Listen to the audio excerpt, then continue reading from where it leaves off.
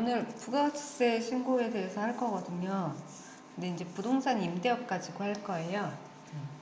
부동산 임대업이 그렇게 쉽지는 않다. 응? 네, 부동산 어려워요. 네. 그래서 한 가지 업종 가지고 여기 이제 부가세 신고하고 수정신고, 기한후 신고, 뭐 경정청구까지 같이 이제 넣어봤거든요. 그러니까 여기 이제 업종만 이런 거지 패턴은 다른 회사들도 똑같으니까 활용을 하시면 될 것 같겠네요. 아주 다른 건 아니니까. 뭐 조금 다를 수는 있겠지만 아주 다른 건 아니라서. 부가세 신고 관리해가지고 부동산 임대업을 합니다. 네. 여기 있는 그 부가가치세는 부가가치세법이거든요. 네. 근데 이제 세법을 다 넣은 건 아니고 목차를 넣었어요. 그래서 목차를 한번 그냥 보시라고. 그 조문을 다 넣을 수는 없고 목차 넣어봤고, 그 다음에 사업 유형 구분이 이제 있어요. 뭐 일반 과세자, 간이 과세자, 뭐 그런 거에 구분에 따라서 좀 차이점들 뭐가 있는지 보고, 업종별 부가가치세에 대해서 좀 보고, 그 다음에 여기 이제 부가가치세 신고를 부동산 임대업으로 하는데 신고서 작성하는 거죠. 그 다음에 이거 가지고 수정신고하는 거, 또 기한후 신고하는 거, 경정청구하는 거.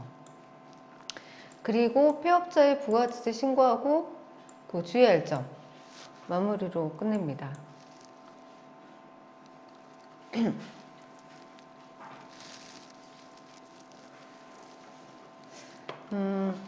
부,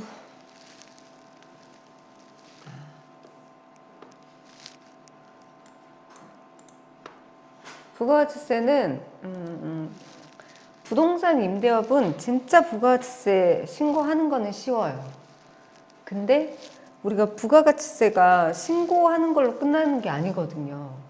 신고는 마지막 단계인 거고, 부가가치세법이 적용된 마지막 단계가 부가가치세 신고인 거고, 부가가치세 신고하기 전에 어떠한 거래가 있었을 때 부가가치세법이 적용이 돼야 됩니다. 그래서 세무대리인들 같은 경우는 부가가치세 신고를 뭐 많이 하다 보니까 부가가치세 하면은 신고 딱 떠오르는데, 실은 부가가치세는 부가가치세 세법도 같이 떠올라줘야 되는 게 맞죠. 네.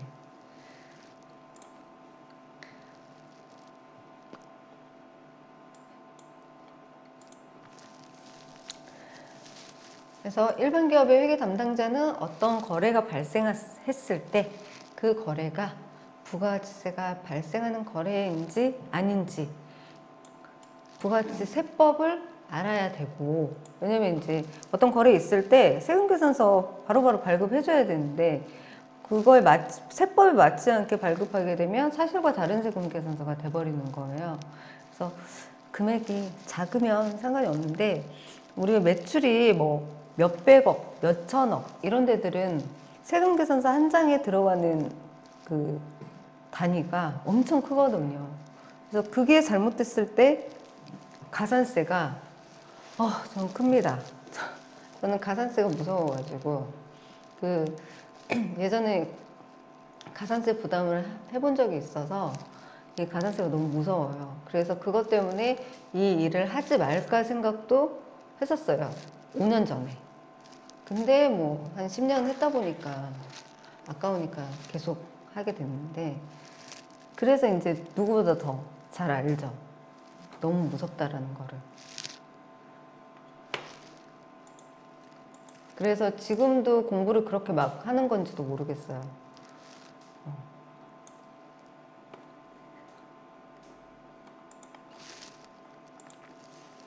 그리고 세무대리인들은 세금계산서가 발급된 어떠한 결과물을 가지고 부가가치세 신고라는 이제 새로운 결과물을 만들어내는데, 이때 세법을 알아야지 신고서를 작성을 하기도 합니다.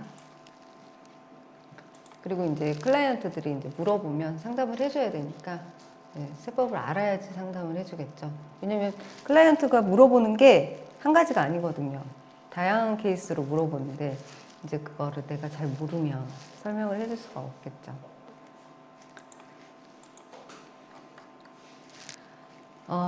여기에다가 제가 법에 구조해가지고 이 목차를 넣은 거는 우리가 이거를 볼 일이 진짜 없었어요. 진짜 없어요. 저도 본 지 얼마 되지 않았어요. 왜냐면 어떠한 책자만 봤거든요.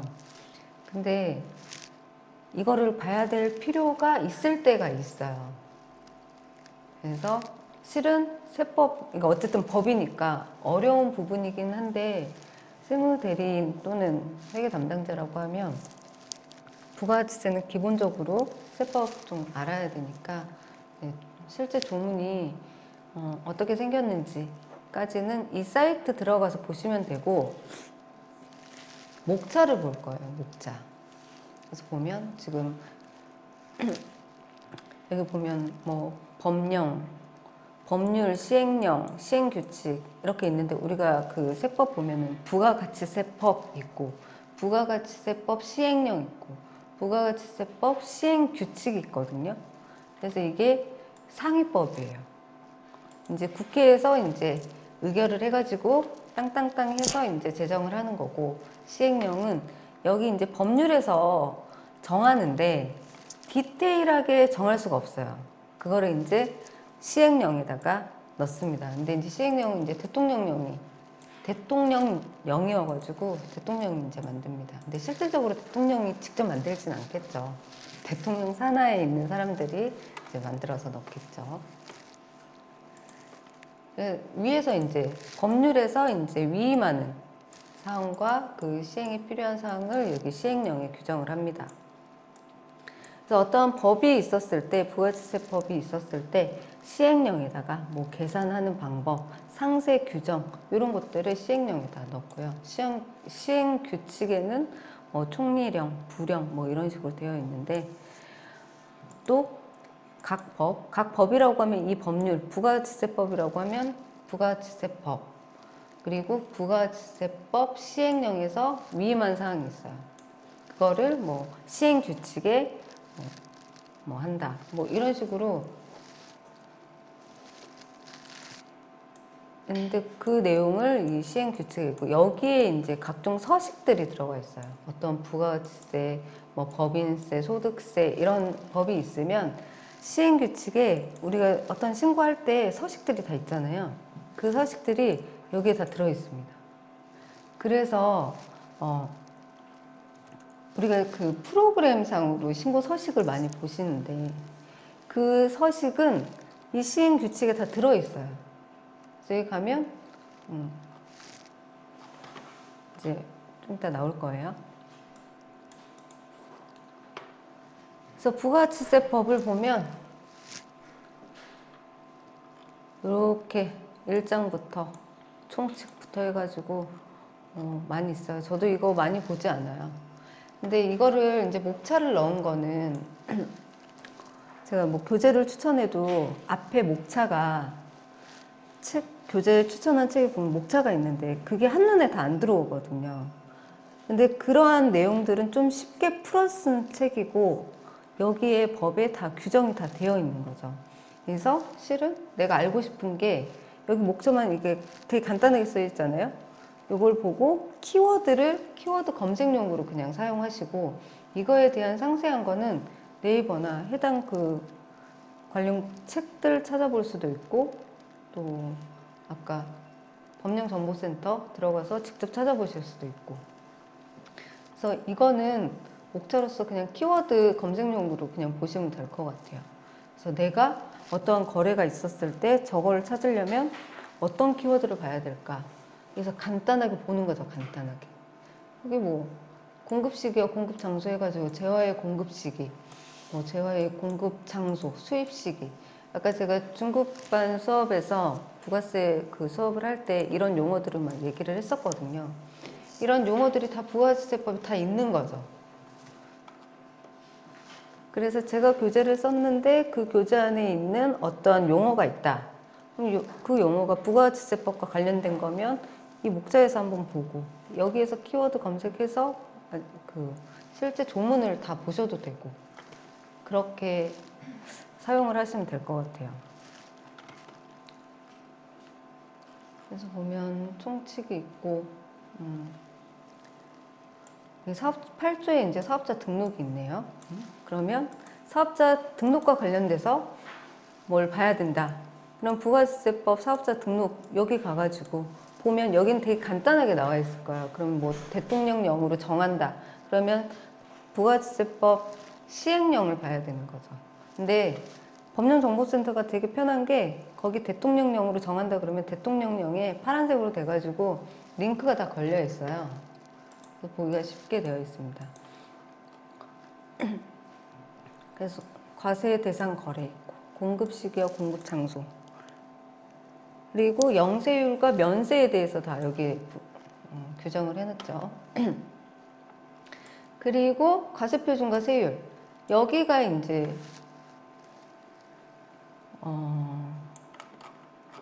여기는 과세표준은 뭘로 정할 것인지 세율은 뭘로 할 것인지가 나오겠네요. 그럼 일반적인 거는 10%일 거고 뭐 영세율은 뭐 0%일 거고 그런 것들이 표시가 되어 있겠네요. 그리고 세금계산서에 대해서도 다 규정을 해놨고 그렇죠? 이제 이게 이렇게 34조가 있었는데 34조에 2로 해가지고 하나 더 생겼잖아요. 매입자 발행 세금계산서가 생긴 지 얼마 안 됐어요. 그래서 아까 중급반에서 매입자 발행 세금계산서에 대해서 잠깐 설명을 했었는데 어떠한 경우에 매입자 발행 세금계산서가 되냐 그런 거를 여기서 찾아보면 되겠죠. 왜냐면 내가 돈을 주고 물건을 구입했는데 상대방이 세금계산서 발급을 안 해줘요. 그러면은 돈 다 주고 다 했는데 억울하잖아요. 비용 처리도 못하고. 그래서 그것과 관련해 가지고 여기에 규정을 해놨으니까 여기서 보고 이렇게 해서 처리하면 되겠구나 알 수 있는 거죠. 수입세금 계산서 있고 그리고 공제하지 아니하는 매입세 우리는 불공제세액이라고 부르는데 공제하지 아니하는 매입세액 이렇게 이제 약간 용어가 좀 어렵게 되어 있네요. 공급매입세액, 안분 재계산, 뭐 의제매입세액 같은 거 다 지금 우리가 부가세 신고할 때 적용하는 것들이잖아요. 여기 이제 다 규정이 되어 있는 거죠. 세액공제는 신용카드 사용에 따른 세액공제 있고 전자세금계산서 발급 전송에 대한 세액공제 있고 법인은 지금 없죠. 그리고 신고하고 납부하는 방법 다 규정이 되어 있습니다. 주사업장 총괄납부도 있고 대리납부 있고 또 뭐가 있을까요? 우리가 많이 하는 게 세금계산서 합계표 제출, 현금 매출 명세서 제출 어떠한 사업자들이 현금 매출 명세서를 제출하는지 여기에 다 들어가 있겠죠. 그리고 영세율 첨부서류 영세율 매출이 있는 데들은 영세율 첨부서류 여기에 다 규정이 되어 있는데 우리가 이제 쉽게 네이버 검색하면 다 뜨죠. 근데 어쨌든 여기에 다 들어있다.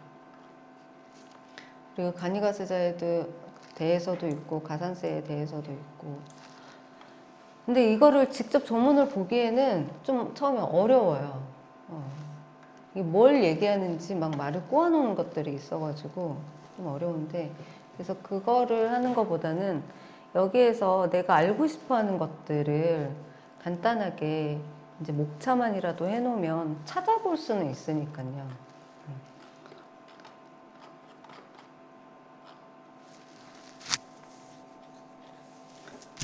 그리고 시행령은 이제 비슷하게 되어 있는데 좀 더 디테일하게 구분이 되어 있어요.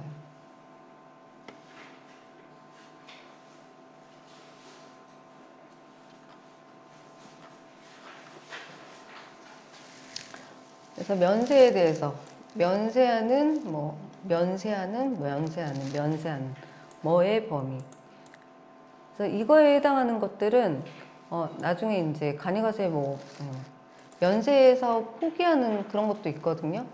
근데 어떤 것들은 면세 사업을 포기를 못하는 것들도 있어요. 그래서 그런 것들도 다 규정을 해놨습니다. 무조건 면세 사업을 포기할 수 있는 건 아니고.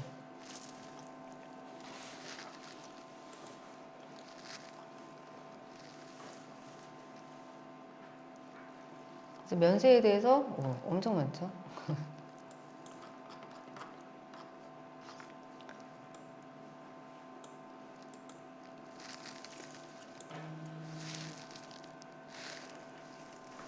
그리고 세금계산서에 대해서 다 규정을 해놨고요. 수입세금계산서가 있고, 그 다음에 매입세 불공제에 대해서 이제 이렇게 규정을 해놨는데, 접대비 등에는 뭐가 있냐, 뭐 있고, 사업과 직접 관련이 없는 지출. 근데 이렇게 부가가치세법에 이렇게 규정을 해놨는데, 예를 들어서 법인세법에서 사업과 직접 관련이 없는 지출에 대해서는 송금에 산입하지 아니한다 할 때 뭐 그럴 때 부가가치세법을 준용한다 뭐 이런 식으로 다른 법을 연계해서 얘기하는 것들이 있어요. 그래서 우리는 법인세 할 때 갑자기 부가가치세법을 봐야 될 때가 있고, 접대비 여기에다 규정을 해놨는데 굳이 법인세에다가 따로 규정을 해놓을 필요는 없잖아요.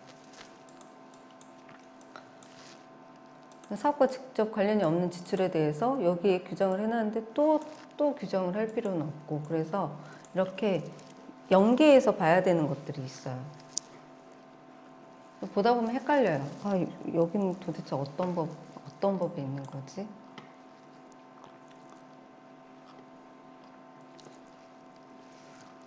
간이가세자의 그 적용 범위가 있고, 여기 이제 간이가세자 포기하는 것도 있어요. 간이가세자 포기.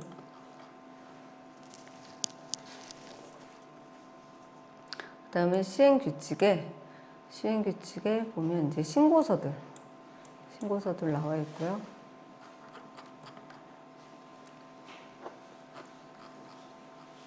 제일 마지막에 여기 별표 서식이 직접적으로 있어요. 그래서 저는 간혹 좀 어려운 세법이 적용된 서식들이 있거든요. 법인세 적용할 때 부가세야 뭐 그냥 10% 또는 뭐 불공제되는 매입세 계산만 하면 되니까 굳이 신고 서식에다가 어떤 수식 적용해가지고 할 필요는 없는데, 법인세법에 적용되는 뭐 세액공제, 세액 감면들 뭐 있거든요. 그러면은 이 서식을 다운을 받아가지고요, 똑같이 만듭니다. 그래서 내가 그 회계 프로그램에 어떤 숫자를 입력을 했을 때 값이 짜르륵 자동으로 계산되는 게 있어요.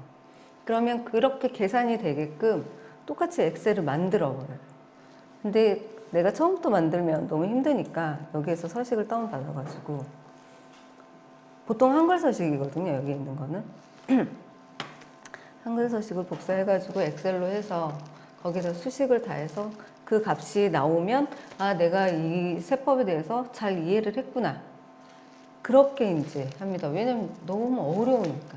프로그램이 대부분 많이 해주기는 하지만 완벽하게 해주지 않거든요.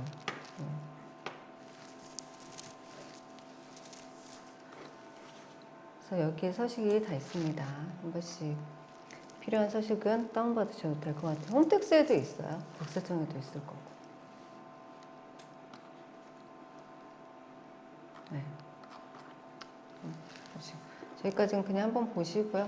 이거를 뭐 외울 필요는 없고, 아, 그동안 내가 조금 봤던 용어들이 이 부가가치세법에 다 있구나, 이렇게 한번 그냥 훑어보는 식으로 보시면 될 것 같아요. 이거를 우리가 다 간이가세자에 대해서는 다들 아시잖아요. 뭔지 정도는 아시잖아요. 아, 여기에 다 있구나 정도 그냥 보시면 될 것 같아요.